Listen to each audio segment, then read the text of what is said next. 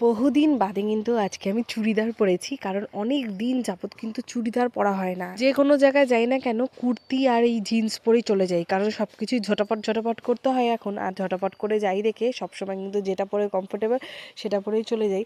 আর এই চুড়িদারের আর আজকে কিন্তু গেছিলাম হচ্ছে একটা খুব স্পেশাল আর খুব সুন্দর একটা জায়গায়। তা আমার জন্য তো এই জায়গাটা আরো অনেক অনেক বেশি স্পেশাল, একটু হলেও বেশি। সেটার কারণটা তোমাদেরকে বলবো। আর দেখো, আস্তে আস্তেই আমাদের মাম্মামের পিপির সাথে দেখা হয়ে গেছিল। আর রাস্তাটা এত সুন্দর করেছে, এবার মায়ের মন্দিরে রাস্তাটা এবার এত সুন্দর হয়েছে যে কোনো বয়স্ক লোকের জন্য যাওয়াটা আর কোনো অসুবিধেই নেই। এক বছর পরে এলাম, প্রত্যেক বছর ওই এক বছর পর পরই মায়ের পুজোর সময়ই যাওয়া হয়। অনেক সময় যেমন বিবাহবার্ষিকী, জন্মদিনে যেতে খুব ইচ্ছে করে, কিন্তু যেহেতু এটা আমার বাড়ির থেকে একটু অন্যদিকের সাইডে আর একটু দূর হয় দেখে কিন্তু ন্যাচারালি সবসময় আমাদের যাওয়া হয় না। তবে এবছর পাকাপোক্ত সব কিছু ব্রিজ ট্রিজ হয়ে গেছে, ঠিকই সব রকম সুবিধা হয়ে গেছে, একদম অন্যরকম নতুনত্ব সব হয়েছে। কিন্তু আগের জিনিসগুলো মনে পড়ছিল, আগে যেরকম নদীর উপরে ব্রিজ হতো, সুন্দর করে সাজানো হতো, সেটাও কিন্তু একটা আলাদাই মাধুর্য ছিল। কিন্তু যাই হোক, আবার এখনকারটাও কিন্তু একটা আলাদাই সুন্দর। দুটো সৌন্দর্য দুই রকম, তাই না? এবার বলি এই জায়গাটা আমার কাছে কেন এত স্পেশাল। আমরা এসেছি লোটা দেবী মায়ের মন্দিরে, আর আজ কিন্তু লোটা দেবীর পুজো। প্রতি বছর মাঘী পূর্ণিমার দিনে কিন্তু লোটা দেবীর পুজো হয়, তোমরা কিন্তু অনেকেই জানো। আমার কাছে আরো অনেকটা বেশি স্পেশাল কেন জানো তো? একটু কারণটা কিন্তু তোমরা বন্ধুরা অনেকেই জানো না। কারণ হলো এই মন্দিরে কিন্তু আমার বিয়ে হয়েছিল। হ্যাঁ, মা লোটা দেবীর সামনে কিন্তু আমার বিয়ে হয়েছিল। প্রতি বছর যাই হোক না কেন আমি কিন্তু মায়ের দর্শনে চলেই যাব। আর এই বছর আমি মিত্রিকে নিয়ে গেছিলাম। আগের বছর মিত্রি অনেকটা ছোট ছিল, মামাম তখন অনেকটা ছোট ছিল আগের বছর, তো মামামকে তখন নিয়ে যাইনি, কিন্তু আমরা কিন্তু গেছিলাম। আর এই বছর কিন্তু মামামকে দেখাতে নিয়ে গেছিলাম লোটা দেবী মায়ের কাছে। লোটা দেবী মাকে আমি ও হওয়ার আগেই বলেছি যে ও হলেই কিন্তু আমি মায়ের কাছে ওকে নিয়ে যাব দেখাতে। তাই এই প্রথম মায়ের সাথে ওর দেখা করালাম। আর এই বছর কিন্তু মোমবাতি ধূপকাঠি ধরালাম শুধু মায়ের সামনে। এরপরে এক বছর এসে কিন্তু নিশ্চয়ই আমি মায়ের সামনে মাকে পুজো দিয়ে যাব মন ভরে। মানে খুব স্বাদ আর খুব ইচ্ছে আছে মাকে ভালো করে পুজো দিয়ে যাব। আর এই বছর কিন্তু আস্তে আস্তে বিকেল হয়ে গেছে, কিন্তু যে বছর আমরা পুজো দেবো সেই বছর আমরা একটু সকাল সকাল আসবো। আমাদের দাদাও ওই বাড়িতে ছিল, আর আমি কিন্তু সেদিন এই বাড়িতে এসেছি, মানে তার আগের দিন এই বাড়িতে চলে এসেছিলাম। তো সেই জন্য ও আবার এসছে ওই বাড়ি থেকে ওর কাজকর্ম সেরে। তারপরে কিন্তু প্রচুর প্রচুর ভিড় হয় এখানে পুজোর দিন, আর প্রচণ্ড কিন্তু ভিড়ও ছিল।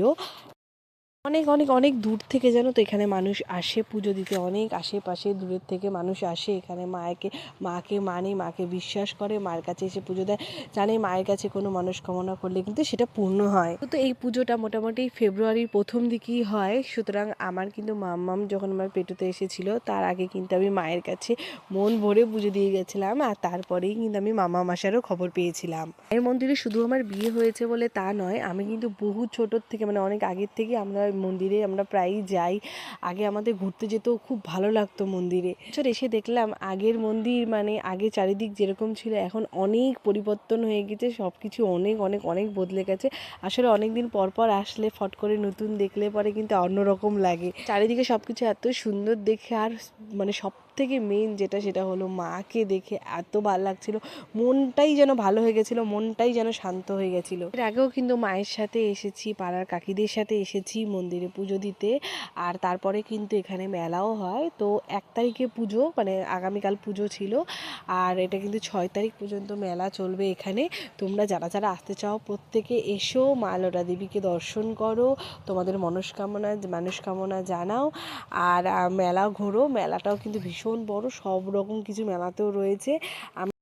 জীবনের সঠিক লক্ষ্যে যাতে পৌঁছতে পারি, শুধু মায়ের কাছে এটাই চাওয়া। আরও বেশি যাতে ধৈর্য দেয় মা আমাকে, আরও বেশি ধৈর্য ধরে যাতে জীবনের লক্ষ্যে পৌঁছতে পারি, আরও অনেক কিছু জীবনে করতে পারি।